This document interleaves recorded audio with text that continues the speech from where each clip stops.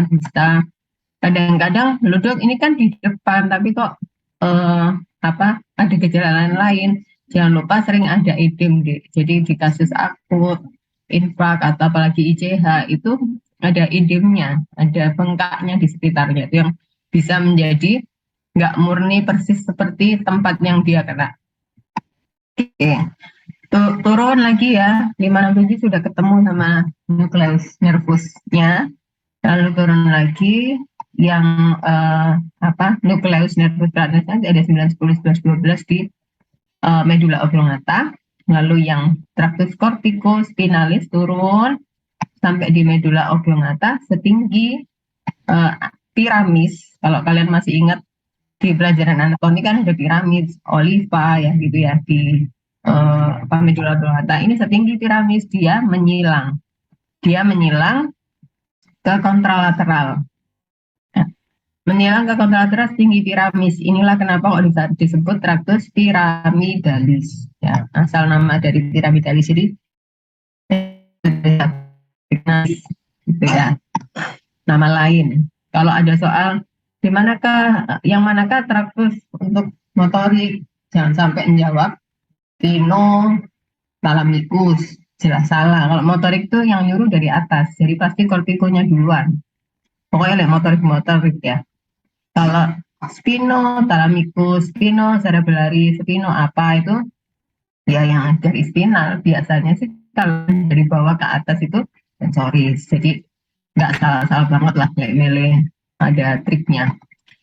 Kemudian sudah ya menyilang, terus dia akan turun nanti sampai dengan di tarafi keluar jadi nervus spinalis, jadi nanti ketemu nervus di cervical,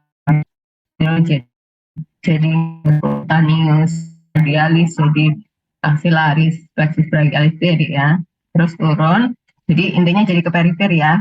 Jadi sentralnya kan sampai tractus ini sampai ketemu cornu anterior medula spinalis. Kemudian turun yang kaki juga gitu. Nanti dia ketemu sama cornu anterior ini ya, yang depan ini merah. Itu adalah cornu anterior medula spinalis, itu neuron kedua dari nervus yang motorik. Jadi tadi neuron pertama kan di sini ya. Neuron pertama itu di korteks. Ini akson, jalan jembatannya. Jalan tolnya dia mau ketemu ke neuron keduanya sesuai level yang diminta yang dituju. Nah, neuron keduanya ini namanya cornu anterior medula spinalis. Di atas jadi sebelum cornu anterior sampai ke korteks ini adalah UMN. Ya, kan ada motor neuron upper sama lower. Lower itu cornu anterior ini kecil loh Jadi letaknya di medula spinalis, cornu anterior medula spinalis itu. Motor neuronnya yang di bawah ya. Jadi ada upper motor neuron, ada lower motor neuron. Lower motor neuron itu setinggi level yang mau dituju di terapi.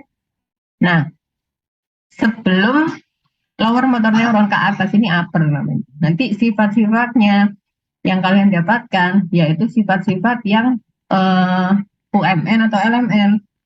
Misalnya UMN nanti berarti sifat kelumpuhannya bagaimana? Spastik gitu ya. Terus refleksnya refleks fisiologis meningkat, lalu patologisnya positif ya. Itu gunanya untuk mencari ini ya. Jadi kelumpuhan ini itu akibat apa? Kalau cuma hemiparesa itu mudah karena itu secara khas saja kita sudah bisa tahu bahwa ini hemiparesa ya, hemisfer mana gitu kan, sebelah. Kalau ketemu kelumpuhan yang monoparesa itu akan susah. Susahnya apa? Ini kelumpuhan dari otak apa dari ini ya, dari saraf tepi ya. Nah, itu nanti akan sangat berperan pemeriksaan. Jadi pemeriksaan UMN, LMN itu yang banyak itu tujuannya buat apa sih? Buat nyari topis, ya. Apakah ini UMN atau LMN? Karena ternyata UMN atau LMN itu menunjukkan sifat-sifat yang berbeda banget, saling bertolak belakang ya. Jadi itu tadi paresanya spastik, kemudian refleks fisiologis meningkat, patologisnya jadi positif, terus ada atrofinya kalau UMN tidak dominan ya, kalau LMN dominan kayak gitu. Nanti secara klinisnya maksudnya seperti itu arah. Ya, jadi sifatnya seperti itu. Eh, traktus apa namanya yang nyuruh sebelah kanan nanti dia untuk yang kiri ya baik traktus corticonuclearis maupun traktus corticospinalis ya yang nyuruh otak kanan yang lumpuh lengan dan tungkai kiri. Tapi kenyataannya kita didatangi pasien bukan dia membawa CT scan, dok saya ini hasilnya, kan nggak gitu ya. Oh kalau kayak gini ya lengan dan tungkai kiri, enggak. Kenyataannya kita menerima pasien itu lumpuhnya dulu apa, lalu kita berpikir ini di mana, gitu ya. Nah terus apa namanya? Nah misalnya ini ya, kita didatangi pasien itu dengan kondisi apa? Yang ini ya, ini di pons level 7. Berarti misalnya saya ini dok merot, ternyata fasial palsi dextra misalnya ya. Kemudian ada lengan dan tungkainya lemah yang dextra juga. Ini dengan mudah kita akan bisa berpikir, oh ya berarti leksinya di kiri. Ya, jadi kita ini kan mundur ya, Dek. Kita dapat keluhan apa saja, kita kumpulkan untuk menjadi topisnya di mana dan kemungkinan penyebabnya apa saja, kan gitu. Cuman penyebabnya ini yang harus kita gali juga. Jadi nggak melulu stroke loh ya, jangan pikirannya cuma ke stroke. Kalau mendadak iya ke stroke, tapi kalau yang lain-lain banyak kemungkinan lain. Jadi pasien datang dengan lengan dan tungkai kanan lumpuh, ya, kemudian ada paresis nervus 7 dextra, maka pikiran kita ada sesuatu di sinistra di sini. Apa sesuatunya itu ide-idenya macam-macam. Apa jadi? Selain stroke mungkin ada yang tahu mungkin bisa disampaikan. Idenya kira-kira apa aja sih yang bisa terjadi di sini? Kalau misalnya nggak mendadak. Tumor, dokter. Tumor, dok. Oke, tumor apalagi? Abses, dokter. Apalagi? Toxoplasmosis cerebri, dok. Ya, benar. Ya, jadi banyak dedenya, jangan berpikirnya hanya ke stroke. Jadi apa namanya? Infeksi tadi ya abses ya, toxo ya, kemudian apa namanya tuberkuloma ya, kemudian apa namanya neoplasma bisa macam-macam juga ya. Terus nanti bisa juga trauma kepala gitu ya. Lalu stroke, yang keluarnya stroke. Nah, dari mana nanti kita mencarinya? Ya kita nggak nunggu CT scan, kita sudah harus punya apa namanya konsep di otak kita ya bahwa ini mungkin ini. Maka selanjutnya apa yang harus dilakukan? Anamnesisnya harus dilengkapi ya. Saya lemas lengan dan tungkai kanan dok. Sudah. Kapan untuk kejadiannya? Kemarin malam. Berarti mendadak kan ya? Hari malam mendadak. Oke. Mendadak berarti kita arah berpikirnya sudah kira-kira ke arah stroke ya. Kalau nggak ada trauma kepala, ya kan? Mendadak bisa juga kan trauma kepala. Kemudian dilengkapilah motorik sensorik otonom. Tadi keluhannya lengan dan tungkai. Oke, masih ada motorik yang lain yang bisa terjadi, yaitu apa yang biasanya manifestasi klinis. Gangguan motorik apa deh yang sering gandengannya hemiparesia gini?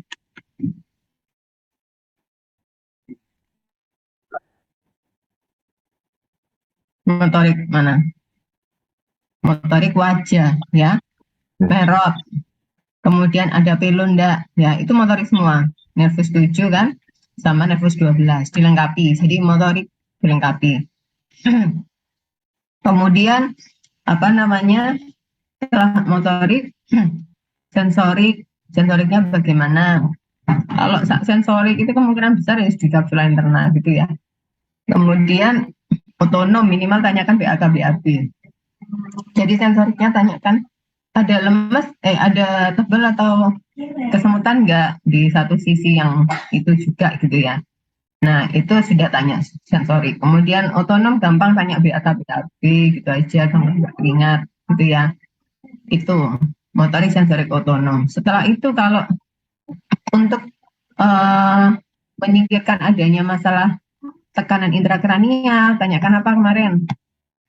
Karena kalau sesuatu di sini, misalnya lesi yang ICH atau lesi tumor, ya, lesi yang abses, infeksi, itu kan tentunya secara logika akan menimbulkan tekanan intrakranial ya, karena dia ada volume yang mendesak. Jadi ada sesuatu yang mengisi otak yang rigid toh, dilindungi oleh tengkorak yang rigid, jaringannya ya segitu aja, tapi ketambahan tumor, ketambahan bleeding, maka akan meningkatkan tekanan intrakranial. Apa saja TIK yang ditanyakan? Nyeri kepala, dokter. Terus, Muntah, mual, terus penurunan kesadaran. lagi Kejang dokter. kejang, vertigo ya, pandangan double itu juga pengaruh. Cuman yang sering biasanya kalau yang rutin aja ya sudah kejang, penurunan kesadaran, nyeri kepala, muntah. Muntahnya muntah proyektil, nggak pakai mual deh. Jadi muntah proyektil itu memang dari pusat muntahnya dia. Jadi tahu-tahu bior gitu ya. Kalau pakai mual nanti itu dari gastritis, dari lambung. Itu sifatnya muntahnya seperti itu. Jadi tanyakan itu ya. Jadi tanyakan keluhan utama di ONCI, terus gejala penyertanya adalah sensorik otonom yang lain yang belum disebutkan oleh pasien. Kemudian tanda TIK. Lalu apa? Sekalian kamu usahakan untuk bisa menyingkirkan yang lain-lain. Misalnya tadi sudah, oh mendadak, oke di kepala kita stroke. Kok yakin? Ya itu akan mendadak. Ya meskipun kalau mendadak ini kemungkinan bisa ke arah stroke, tapi pastikan tidak yang lain. Misalnya tanyakan apa? Ada riwayat trauma kepala enggak? Setidaknya kita bisa menyingkirkan trauma kepala. Ya. Kemudian tanyakan ada kalau tanya infeksi ditanyakan apa? Demam. Tanyakan demam gitu aja loh, Dek. Sudah menyingkirkan kemungkinan abses dan lain-lain. Setidaknya mungkin ya meskipun nggak ada panas, mungkin panas yang dulu dong kalau abses ya bisa. Cuman ini kita kan pembelajaran, tanyakan aja untuk menyingkirkan itu ya. Demam. Oke, nggak gampang saya tanya ada demamnya nggak gitu loh. Ya. Selain itu juga untuk penanganan kita, Dek, karena kalau ada demam atau apa-apa gitu kan kita mesti nambahin terapi kan gitu. Habis itu tanya benturan apa riwayat trauma kepala ya, ditanyakan ada benturan kepala apa enggak. Kemudian minimal juga tanyakan demam ya. Tanyakan demam setidaknya kita bisa menyingkirkan infeksi ya. Kalau kalau kita arahnya ke neoplasma, mungkin nanti keluhannya sefalsi kronik progresif, tanyakanlah apakah ada benjolan di tempat lain, kayak gitu. Ya, jadi pola berpikirnya seperti itu. Nanti kira-kira, oh sesuatu yang biru bulat di hemisfer kiri ini adalah kemungkinan dia suatu infak.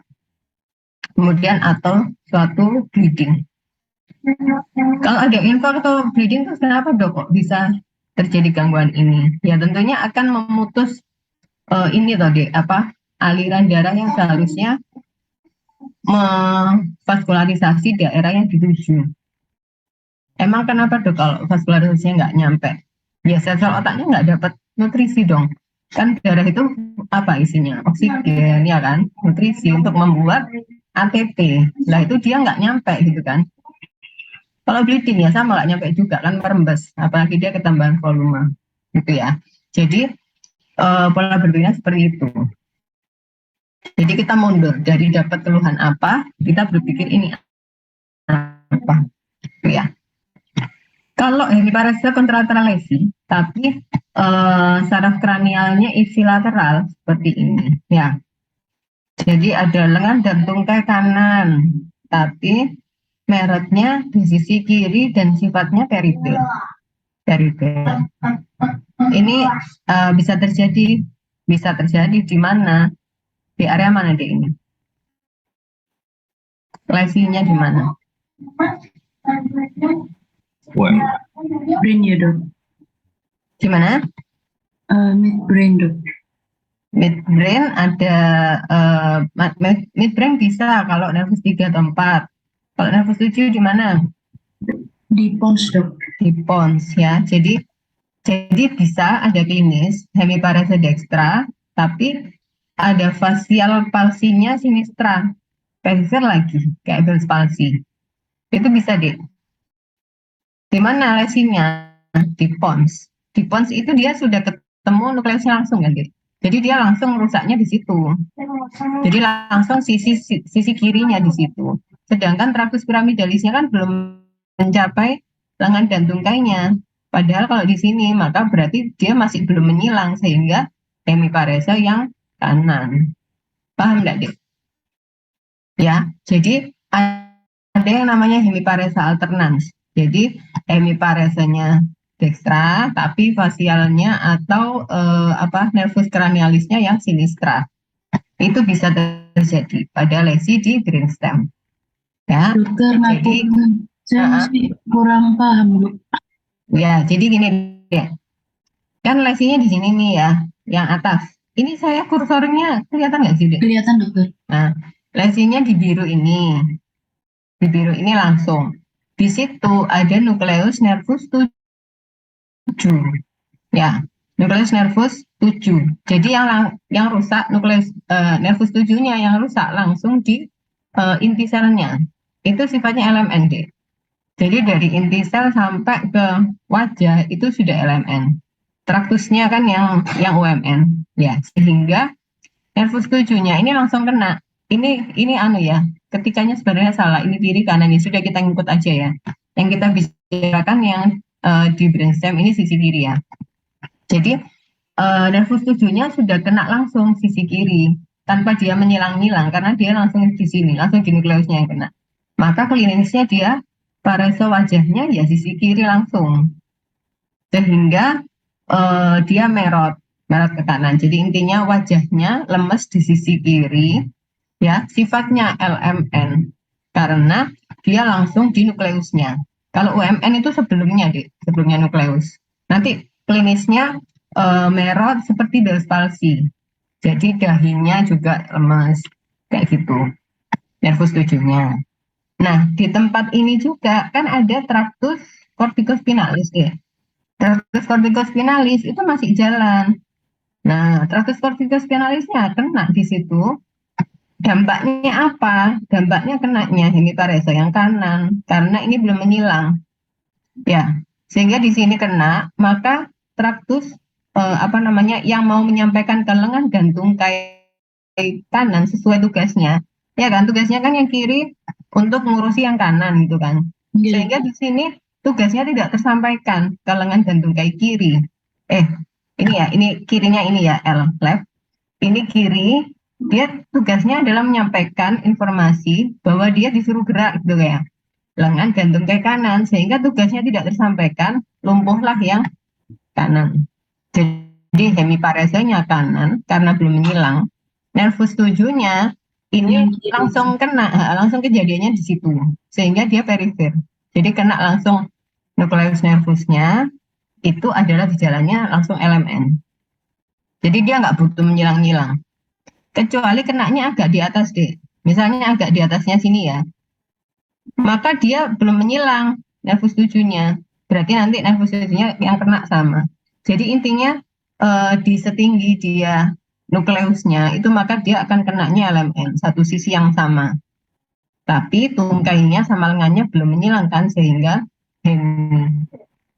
jadi mulai dari korteks sampai ke mungkin midbrain ya kalau ada lesi di situ masih gejalanya hemiparesis seperti biasa. Tapi begitu kena di brainstem tempat nukleusnya maka gejala nervus cranialisnya itu di sisi lesi ipsilateral. Ya, jadi ini penjelasannya hemiparesa kontralateral lesi itu maksudnya lengan dan tungkai. Paresa nervus cranialis ipsilateral lesi itu nervus 7-nya. Itu. Udah paham belum, Dek? Baik, Dok. Boleh izin saya ulang ya, Dok. Berarti semisal kena di nukleusnya, yang perifer itu juga kena di bagian sisi sesuai dengan nukleusnya. Itu namanya ipsilateral ya. Oke. Terus selanjutnya untuk jalur yang lain karena melewati kortikospinalis ya, Dok. Itu akhirnya bagian tungkai yang kontralnya itu bisa terjadi hemiparesa. Begitu ya, Dok. Jadi karena kerjanya traktus itu dia pakai nyilang-nyilang ya. Jadi misalnya traktus corticospinalis itu menyilang di setinggi medula oblongata. Ini ya, yang persilangan ini. Maka kalau lesinya terjadi di atasnya, itu berarti masih hemiparese, Dek. Karena dia terputus informasi untuk menyampaikan bahwa dia harusnya ngurusi lengan dan tukai kanan. Dia terputus, nggak bisa menyampaikan, sehingga nggak mau disuruh lemas, gitu ya. Kalau lesinya di bawah dekusasio ini, di bawah persilangan, maka ya di situ dia terjadi kelumpuhan. Itu nanti yang biasanya perifer, Dek. Jadi perifer misalnya monoparese, nervus radialis, drop hand dan sebagainya itu kan langsung di tempatnya tuh. Sudah nggak ada urusan sama menyilang-menyilang ini kalau sudah di bawah dekusasio ini. Gitu ya. Jadi yang menyilang-menyilang itu berarti intrakranial. Sehingga itu kan khas loh. Kalau hemiparese langsung kita mikir intrakranial. Kan gitu. Karena ini tadi secara anatomi itu dan fungsional dia bekerjanya seperti itu. Tapi kalau drop hand, drop foot keluar dari area ini ya, dari sinaps dengan korno anterior medula spinalis tadi itu kan jadi saraf kecil-kecil sampai ujung tangan, ujung kaki. Itu sudah LMN, sudah beda nanti, nggak kayak gini, nggak hemiparese. Tapi monoparese, terus sifatnya nanti LMN, bisa atrofi dan sebagainya. Gitu ya. Jadi intinya setelah persilangan ya sudah langsung ke organnya masing-masing. Sebelum persilangan sifatnya kayak di intrakranial, nanti hemi-heminya masih berlaku. Kecuali berada di tempat nukleusnya yang kena langsung, maka dia ipsilateral. Jadi lesi di kiri, ya kiri yang manifest klinisnya. Lesi di nervus 7 kiri, nukleusnya ya dek, nukleus nervus 7 kiri, ya paresen nervus 7 kiri, perifer, karena kena langsung pada nukleusnya. Kalau di atasnya nukleus, itu UMN. Nanti di yang yang bawah tractus corticus spinalis juga gitu deh. Di sebelum korno anterior medula spinalis itu masih UMN.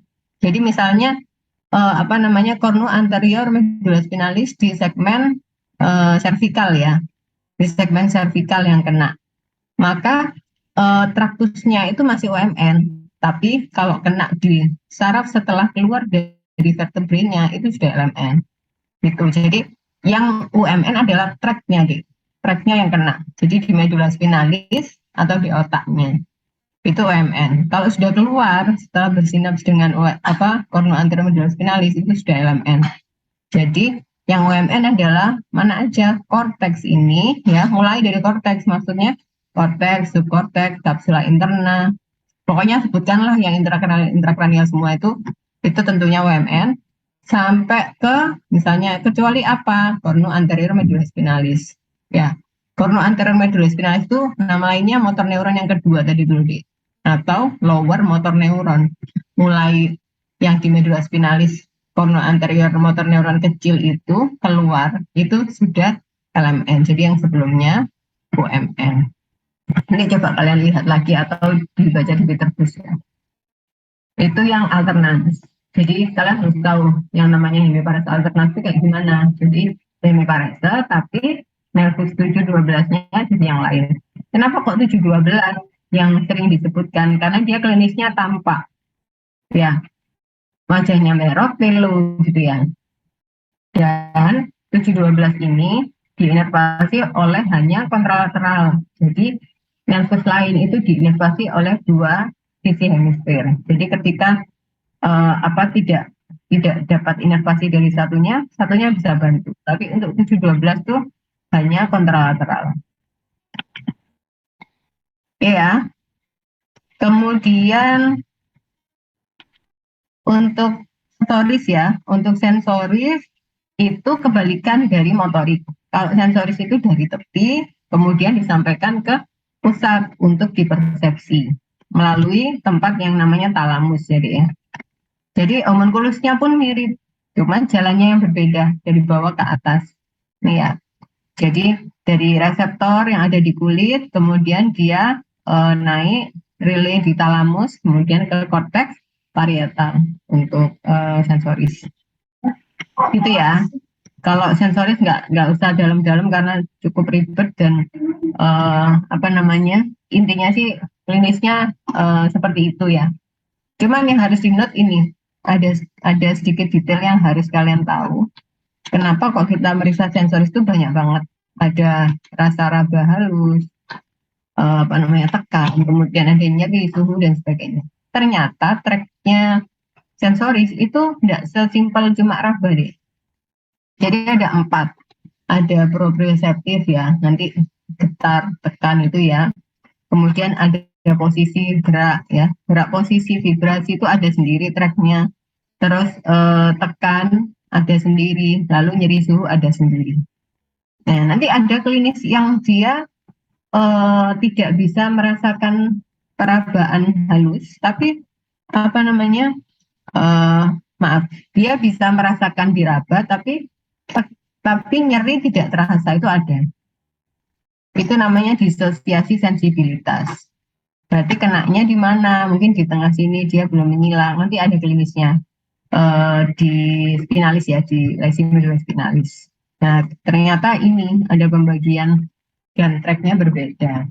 Jadi sensoris note-nya sih di situ. Kenapa kok pemeriksaannya banyak? Tapi kalau untuk stroke cukup pemeriksaan raba. Oke. Sekarang kita latihan sebentar ya. Gampang-gampang kok. Ayo siapa dulu yang mau jawab? Nanti ke belakang tambah susah. Ayo siapa mau dulu?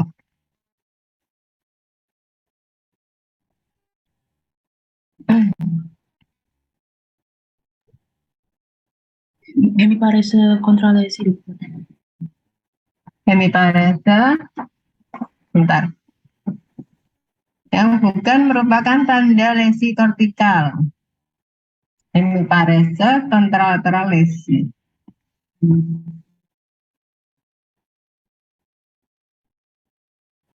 Gimana? Hemiparese kontralateral lesi. Ada yang lain? Kalau lesi kortikal enggak hemiparese kontralateral lesi. Bisa deh. Bisa hemiparese juga. Kalau emboli kan lesinya di di proksimal ya. Nah itu maka bisa dia kena semua, lengan dan tungkai sama. Ada yang lain? Hemisensorik bisa?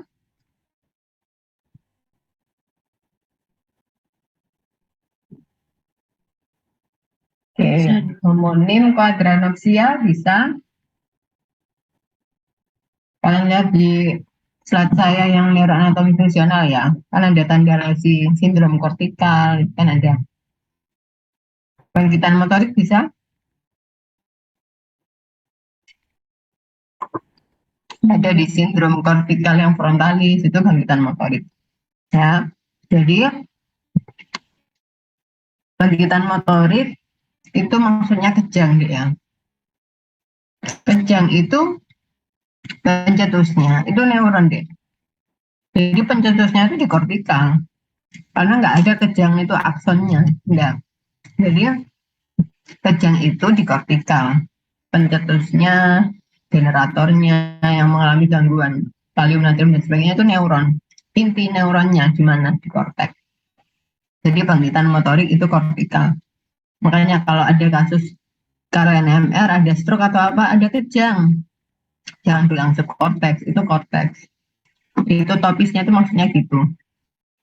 Terus nanti misalnya stroke ada kejang, terus kelemahan lengan dan tungkai kiri, berarti yang kanan. Ya sudah, korteks cerebri dextra.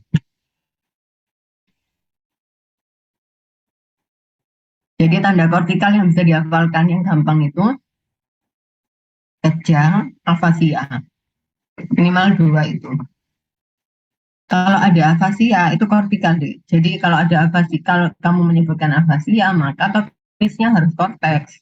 Karena afasia itu dari korteks di area Brodmann. Kalau Broca yang 44 itu korteks.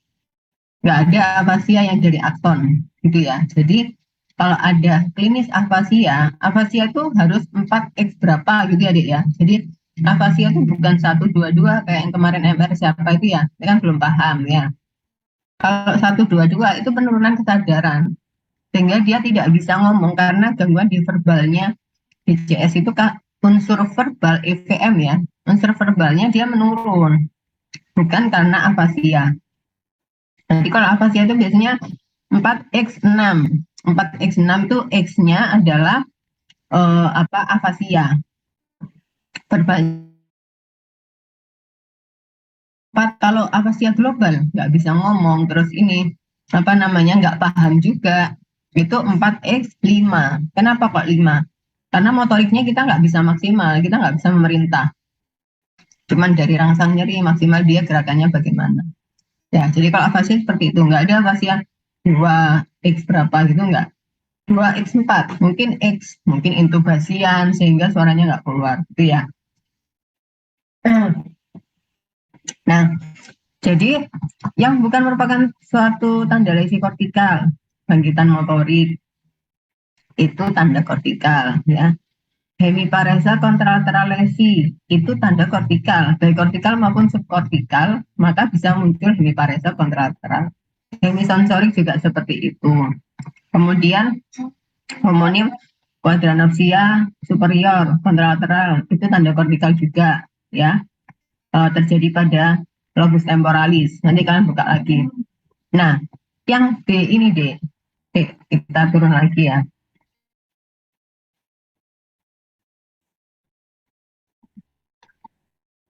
Kaitannya sama kapsula interna ya, lesi di sini. Maka beratnya sama biasanya. Jadi lengan dan tungkai kenaknya sama. Wong dia baris gini, jajar-jajar gini. Jadi mungkin lengan, yang ngurusi lengan ada akson di barisan kedua dari depan. Yang ngurusi tungkai mungkin ada di barisan keempat atau kelima, itu kan deketan banget deh. Dan itu yang terputus. Sehingga kelemahannya biasanya sama. Jadi 1-1, 0-0. Nggak bisa gerak sama sekali sama. 4-4 itu. Jadi beratnya tergantung dari vaskularisasi yang terblok itu tadi, sehingga sel sarafnya tidak tervaskularisasi. Itu bisa terjadinya kemungkinan besar di area ini, area yang kecil tapi ada lesi. Sehingga meskipun lesinya tidak besar pun efeknya struknya bisa besar. Biasanya nanti gambaran CT scan-nya misalnya infak. Normal dok, normal tapi lemes 0,1 gitu ya. Nah itu ternyata belum kelihatan infaknya. Karena kalau CT scan itu hari-hari pertama itu biasanya normal, nggak jelas. Itu. Nah kalau di kortikal kan jauh-jauhan ini Dek, ya. Jadi luas ya secara homunculus nih. Bentar. Ini bisa aja kita kenaknya lebih dominan di tungkai. Maka tungkainya mungkin 1. Ya, lengannya terdampak juga, tapi tidak terlalu. Maka lengannya mungkin 4, 3, seperti itu. Kemudian mungkin aja dominan di lengan tersumbatnya, misalnya di area sini lah ya. Maka lengannya lebih lemas, tungkainya masih kuat. Atau mungkin kalau benar-benar spesifik dia di tangan gitu ya, mungkin lemas tangan kok bisa. Jadi ada lemas lengan aja sampai tangan juga bisa. Jadi yang tungkainya lebih kuat 5 atau mungkin 4 ya, tangannya 1 misalnya gitu. Jadi paham nggak sampai sini Dek? Bedanya kalau lesi subkortikal itu hemiparesanya derajat motoriknya lemesnya itu sama, kemungkinan besar sama ya. Jadi seperti ini. Kalau lengan dan tungkai jadi sama-sama hemiparesa kan Dek. Soalnya tadi kan ada pilihannya hemiparesa kontralateral lesi. Iya sama-sama hemiparesa. Itu kortikal maupun subkortikal sama-sama hemiparesa. Cuman derajat kelumpuhannya kalau didetailkan lagi, yang subkortikal itu biasanya levelnya sama. Karena dia kenaknya di sini, di traktus yang baris ini. Jajar-jajar kan, jadi kena kode kena sama beratnya. Nah, sama kortikal juga hemiparesa kontralateral. Cuman mungkin dia dominan kena yang mana? Lebih ke arah yang tungkai mungkin terjadinya infak. Tapi lengannya juga kena. Mungkin efek idem atau memang dia pembuluh darahnya di area antara itu. Jadi klinisnya bisa beda. Jadi bisa lengan dan tungkai parese. Merot sama pelunya nggak ada. Berarti mungkin di sini.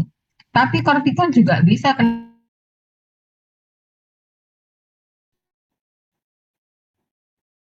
kalau penyumbatan gimana kira-kira?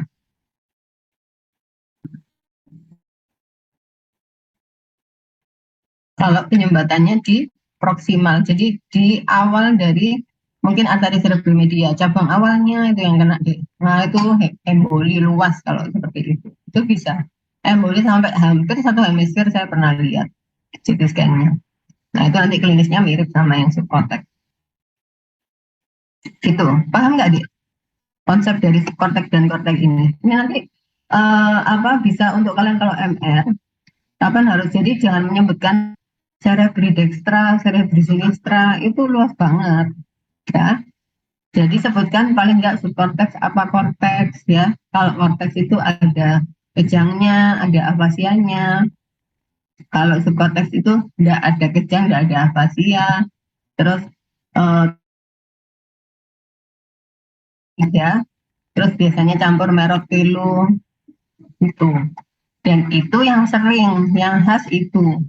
Kenapa? Karena itu adalah tempat predileksi dari stroke akibat hipertensi. Jadi yang terganggu adalah small vessel yang ada di subcortex, yaitu lenticulus striata, thalamo perforans, pembuluh darah kecil-kecil itu. Ada di slide-nya neuroanatomi.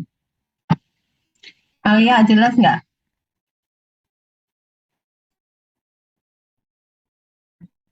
Paham nggak?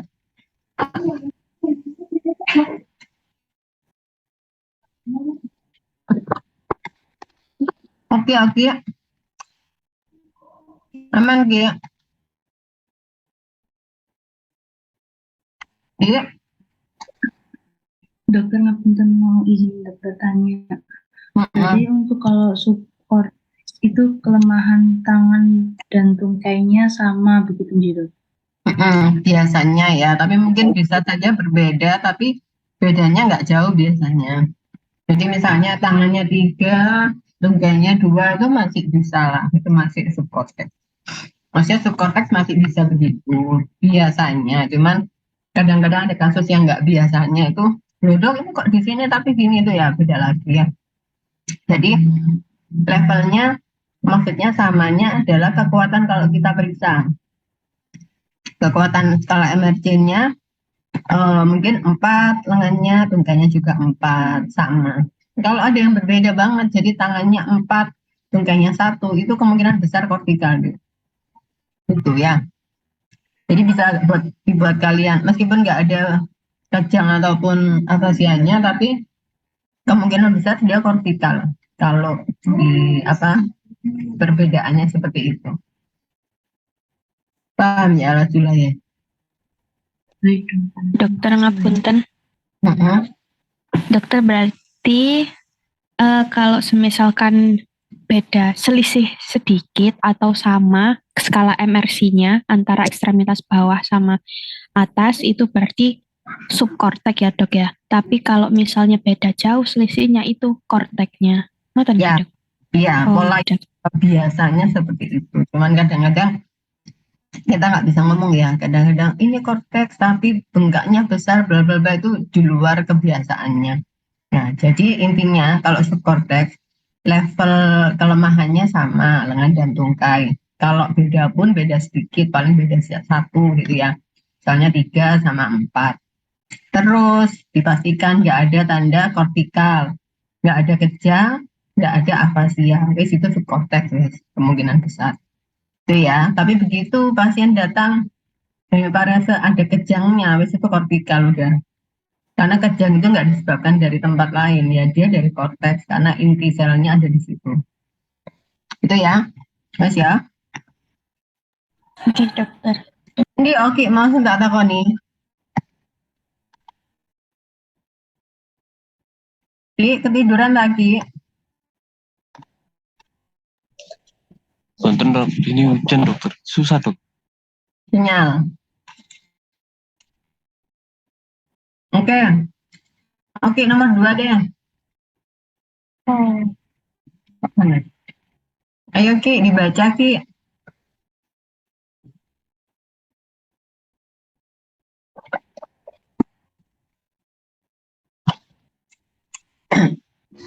Gejala tetraplegi dapat terjadi pada lesi medula spinalis segmen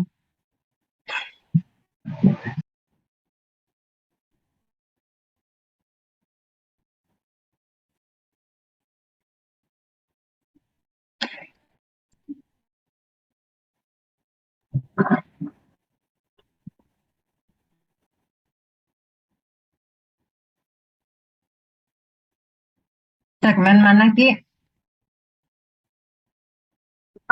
E5 dok. E5. Benar ya temennya? Ada jawaban lain?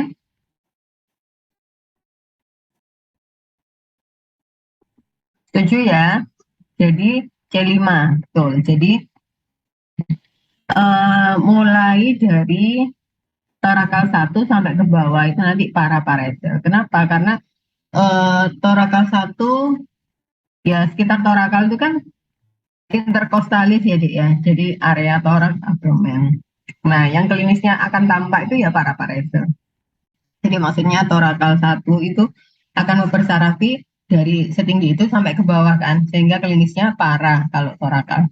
Nah, kalau cervical C5 itu kan nanti C5 mana? Biceps. Ya, C5 deltoid, 56 biceps, 678 triceps. Sehingga kalau terjadi kelumpuhan medula spinalis segmen C5, lengannya juga sudah lemas. Apalagi bawahnya, karena terputus. Medula spinalis ya, bukan saraf, bukan CRF, bukan cervical root syndrome, bukan saraf nervus perifer lain, enggak. Tapi ini medula spinalis. Sehingga setinggi medula spinalis cervical 5, maka ke bawahnya yang nggak bisa ini berfungsi. Nah, cervical 5, mulai cervical 5 itu apa? Dia motoriknya dia ngurusi apa? Ngurusi lengan kan? Sehingga klinis yang kita dapatkan ya mulai lengan ke bawah itu lumpuh sehingga tetraplegi.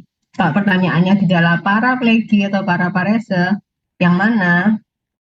Bisa yang T2 ya, T8, L1 ya, S1 bisa. Jadi di bawahnya servikal intinya. Itu ya, paham ya? Oke, lanjut. Apa? Dibaca deh.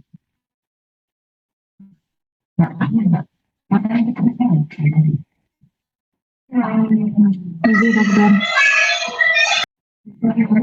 Dibaca.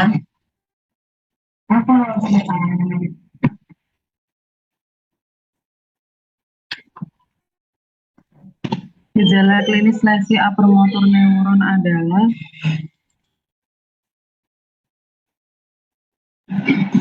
parese spastik.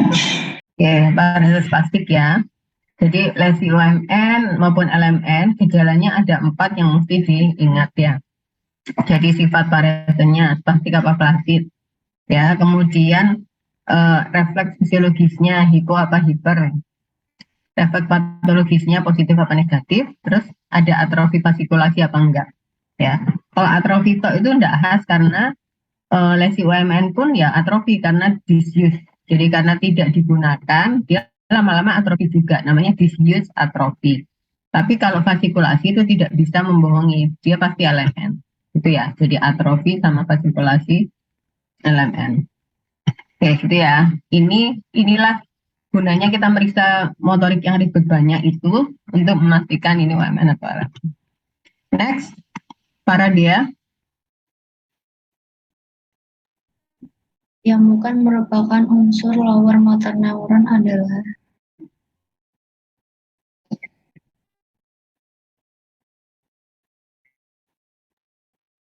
tractus piramidalis, dok. Ya, benar ya. Jadi sebelum nyampe ke motor neuron cornu anterior medula spinalis, ya itu UMN. Jadi begitu motor neuron cornu anterior sampai otot itu LMN. Ya, jadi saraf tepinya, neuromuscular junctionnya, ototnya itu nanti LMN. Tapi atasnya motor neuron, tractus piramidalis sampai cortex itu UMN. Oke, Alia, baca deh.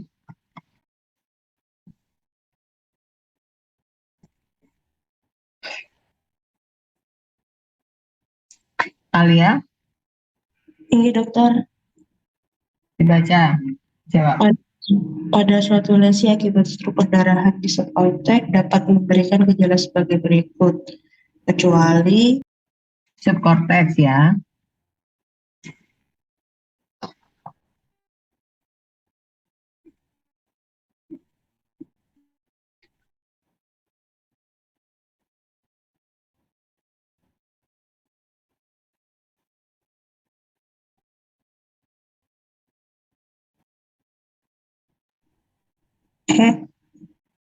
Apa? hiperkinesia, dokter. Hiperkinesia.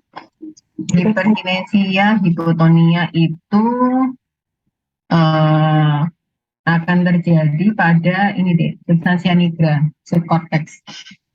Kayak orang Parkinson toh, hiperkinesia, hipotonia. Korea atetosis. Bukan. Ada temannya yang bantu? Yang C, Dok. Yang C. Ya. Nah, tuh. Jadi nggak mungkin ipsilateral lesi karena subkorteks belum menyilang. Nervus cranialis juga belum menyilang, nervus piramidalis juga belum. Jadi hemiparesa kontralateral lesi betul, hemihipostesis kontralateral lesi bisa, ya. Yang nggak bisa, yang aneh di sini kan saraf kranial ipsilateral lesi itu hanya berlaku pada di tempat mana, Dik? Kalau bisa hemiparesa kontralateral, paresa saraf kranial ipsilateral itu di mana? Di nukleusnya. Tempatnya di mana berarti? Di kortikal, subkortikal, di mana? Di pons mungkin, Dok. Di pons ya, di pons. Itu kalau di pons jawabannya ini ABC ya. Jadi parese saraf kranial ipsilateral lesi bisanya terjadi di nukleus, benar, di nukleus nervus cranialis. Cuman setinggi apa tergantung tempat lesinya. Misalnya keluhannya merot ya di pons karena nervus 7 gitu ya. Jadi IPSI di sini aneh karena apa? Subkorteks. Subkorteks di atas banget masih belum menyilang apapun di situ. Sehingga mesti kontralateral. Itu ya. Hiperkinesia, hipotoni itu gejala dari globus pallidus sama nukleus caudatus. Hemibalismus itu di subthalamus. Kalau mau detail kalian baca di neuroanatomi fungsional. Ada semua di ini. Gitu ya. Tapi yang penting itu intinya, maksud saya kamu nggak usah baca yang uangel-angel. Ini intinya harus paham bahwa parese saraf cranialis ipsilateralis itu nggak bisa terjadi pada yang subkorteks. Itu aneh karena di mana dia tempatnya ininya, ya kan? Bayangkan di kapsula interna itu kan satu deret gitu aja baris. Ya sudah, semuanya belum menyilang. Jadi semuanya akan kena kontralateral. Oke, berikutnya Raffi.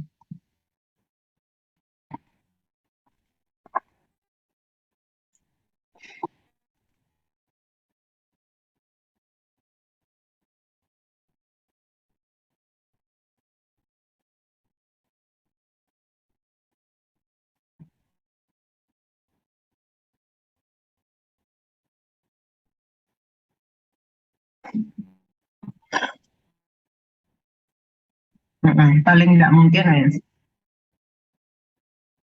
Infeksi. Infeksi ini infeksi yang mana maksudnya Raffi?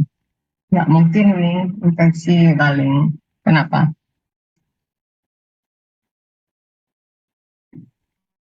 Kalau akses. Kalau akses kan bisa sama toh. Kalau pemikiran meningitis ya memang nggak bisa karena kan. Nah, oke. Rida ada ini pendapat.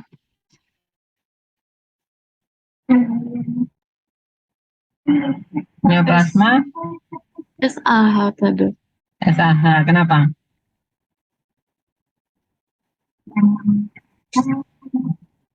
Tuhan dan kaitan sekarang ini.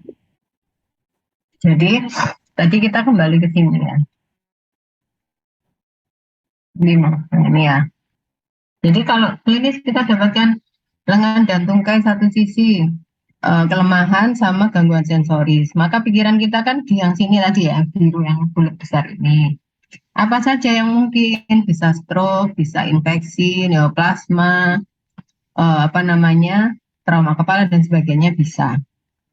Jadi lesi yang satu sisi hemisfer itu bisa menyebabkan lesi vokal ya, defisit vokal yang jelas seperti ini. Kira-kira lesi yang tidak menyebabkan lesi di hemisfer satu sisi ini apa? Tidak, gitu kan ya mikirnya tadi ya. Sehingga mikirnya tadi SAH. Kenapa SAH? SAH itu lesi global kan, Dik? Lesinya bayangkan mirip sama meningitis ya. Kalau tadi Raffi, siapa tadi? Raffi ya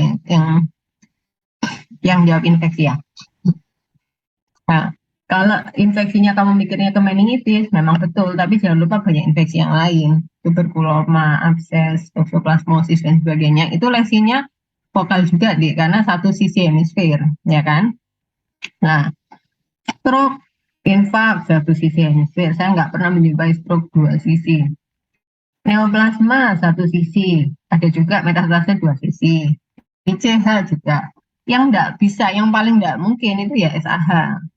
Karena SAH itu apa namanya kena di selaput otaknya ya. Jadi maksudnya ada subarachnoidnya kan bleeding ya. Jadi lebih ke global gejalanya. Biasanya kalau SAH gejalanya apa deh? Makasih ya. Apa? Makasih ya. Apa sih ya? Iya. Penurunan kesadaran. Penurunan kesadaran. Penurunan kesadaran dan nyeri kepala. Ada tak SAH yang hemiparese? Ya, maksudnya gitu deh. Cara berpikirnya kayak gitu. Kalau SAH ya kena semua penurunan kesadaran. Jadi nggak ada lesi di satu sisi hemisfer kan kalau SAH. Gitu ya. Gitu. Maksudnya soal ini gitu. Infeksi diperluas lagi, pemikiran infeksi ada banyak macam, nggak cuma meningitis ya. Oke. Terus yang berikutnya tulis. Oke, dokter. Baca deh.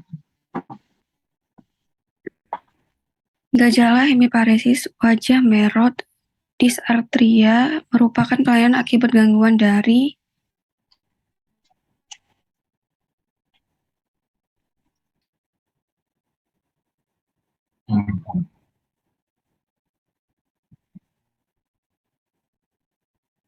traktus piramidalis, dokter. Traktus piramidalis ya. Gampang ya. Jadi hemiparesis wajah merah dysarthria itu kan motorik kan dia. Motorik, carilah corticus finalis. Oh, nggak ada corticus finalis atau corticobulbaris, nggak ada.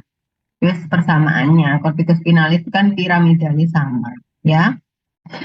Oke, yang selanjutnya siapa iki? Desi belum ya? Belum betul. Desi, Ya, dokter. Bukan merupakan unsur UNN adanya.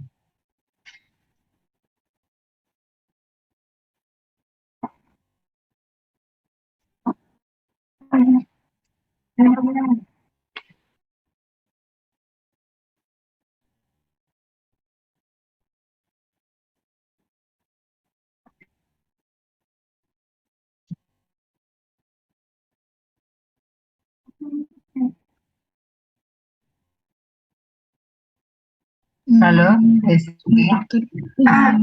Di dokter. Kono anterior medula spinalis.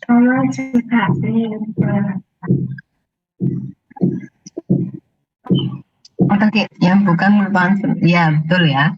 Jadi mulai korno anterior medula spinalis atau motor neuron medula spinalis itu LMN sampai ke bawah. Atasnya sampai ke cortex itu UMN ya. Udah paham ya maksudnya upper mode lesi UMN sama lesi LMN. Oke? Dokter. Ya, habis.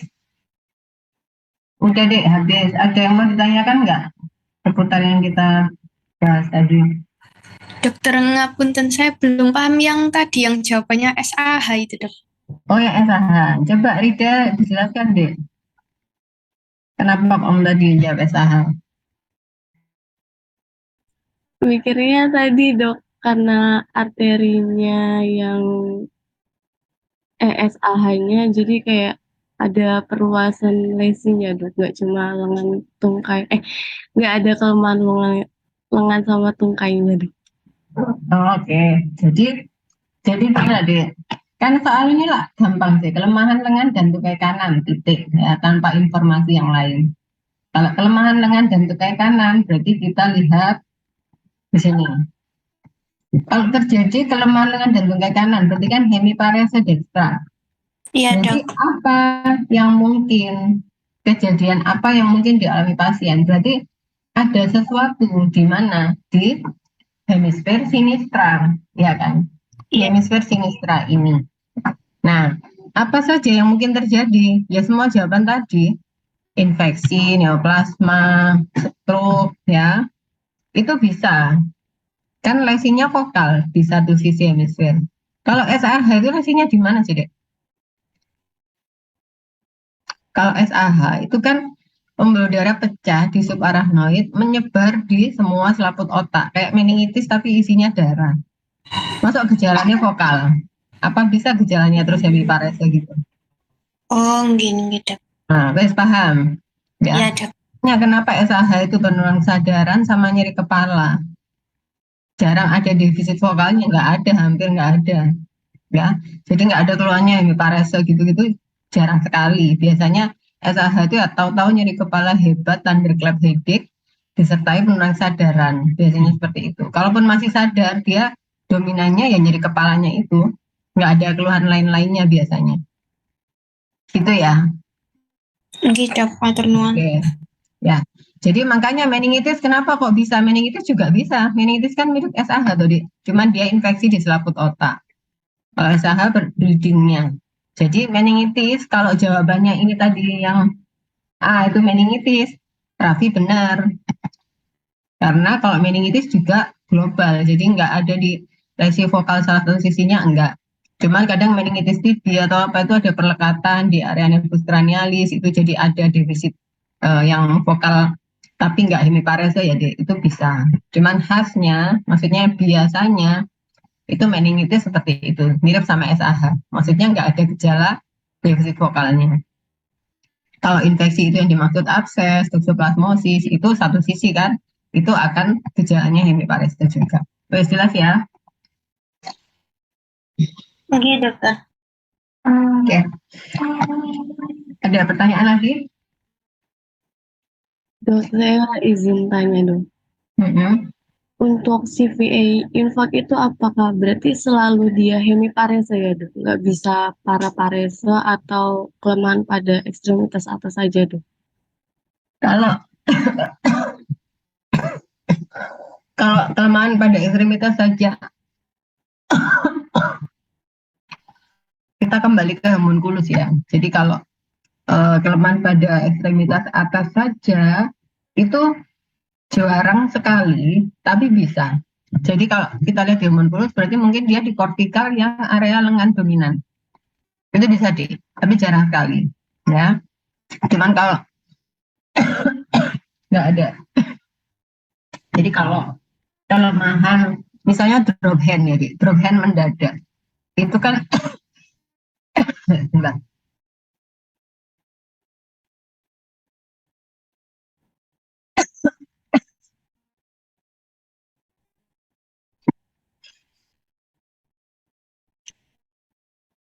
Misalnya drop hand mendadak, mungkin biasanya mungkin ada trauma ya, jadi mungkin pasiennya habis jatuh atau apa, itu masuk akal. Tapi kalau kalau misalnya penyebab lain-lain dari perifer kan apa ya, kok nggak ada yang masuk kira-kira. Nah, berarti itu bisa saja ini stroke.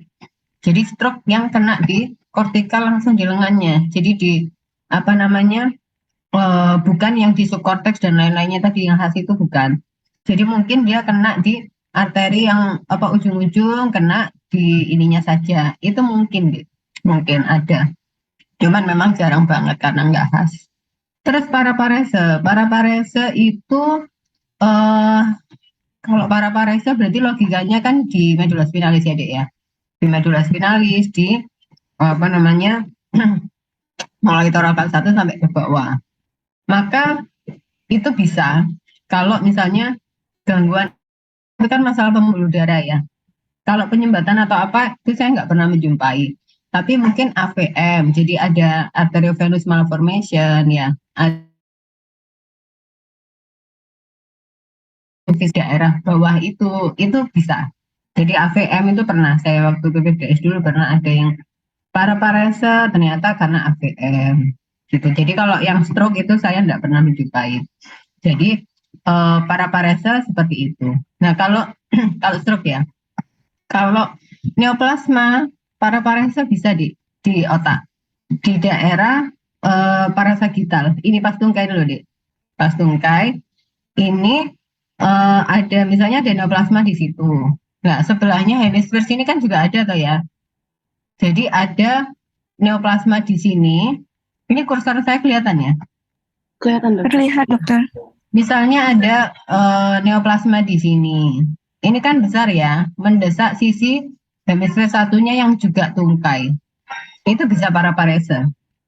Itu ada pernah teori yang menyebutkan seperti itu, tapi saya nggak pernah dapat klinisnya seperti itu ada. Itu neoplasma. Kalau arteri yang mungkin mengenai tungkai saja apa? Bisa arteri cerebri anterior ya. Kalau kalian lihat lagi vaskularisasi otak, itu kan area sini ACA, arteri cerebri anterior. Area sini sampai sini ACM, ya kan? Terus area yang bawah ini arteri cerebri posterior. ACA itu bisa jadi tungkainya yang lebih dominan kena. Tapi yang kalau sampai parah kok jarang ya. Jadi yang sampai 2 sisi itu rasanya kok hampir tidak mungkin. Jadi kena satu sisi, kedua satu tungkai itu mungkin bisa. Jadi dari arteri yang kena di arteri cerebri anterior yang sisi ini dominan sebelah situ. Itu bisa deh. Kalau paraparese, kalau di medula spinalis itu biasanya gangguannya pembuluh darahnya lebih ke AVM kayak gitu-gitu karena kalau stroke mungkin dia banyak anastomosis. Jadi ada bantuan dari cabang-cabang arteri yang lain. Kayak gitu. Sudah paham ya Rida? Iya. Paham dokter. Matur nuwun. Iya. Ada yang tanya lagi? Kayaknya untuk stroke-nya kita tunda dulu ya, Dik ya.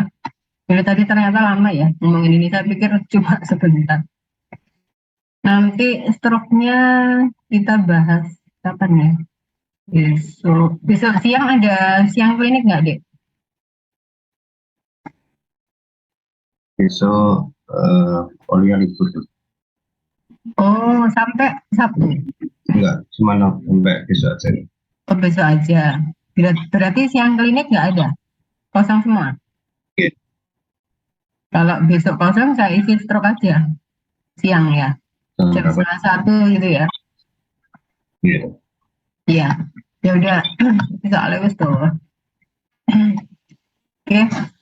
Kalau tidak ada yang ditanyakan lagi, saya rasa cukup. Ini basic banget, tapi harus tahu ya, karena nanti ke penyakit lain-lainnya, karena memang neuro itu kan diagnosis klinis, itu penting ya, klinis, nanti topisnya di mana, etiologis nanti sekalian baca lagi di slide-slide kuliah, gitu ya. Cuman ini basicnya harus tahu supaya pola berpikirnya sudah terbentuk. Kalau ini di sini, kalau ini gini, kemungkinannya ini. Itu mesti paham biar nggak kesulitan selanjutnya. Ya, Iya. untuk yang stroke akan saya lanjutkan besok siang ya, karena banyak sekali kasus stroke. Supaya kalian nanti MR lancar, CBD dan sebagainya juga nggak ini sudah canggih deh, bukan gampang ya. Oke, kalau nggak ada yang ditanyakan lagi, saya rasa cukup ya. Saya tutup ya. Mudah-mudahan bermanfaat. Assalamualaikum warahmatullahi wabarakatuh. Waalaikumsalam. Terima kasih dokter. Waalaikumsalam. Matur nuwun dokter. Sama-sama. Salam dok.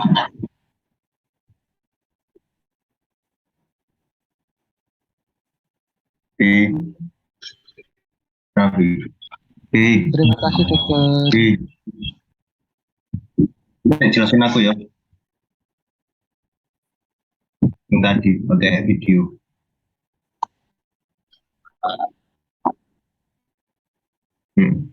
Aku kan mati di tengah-tengah.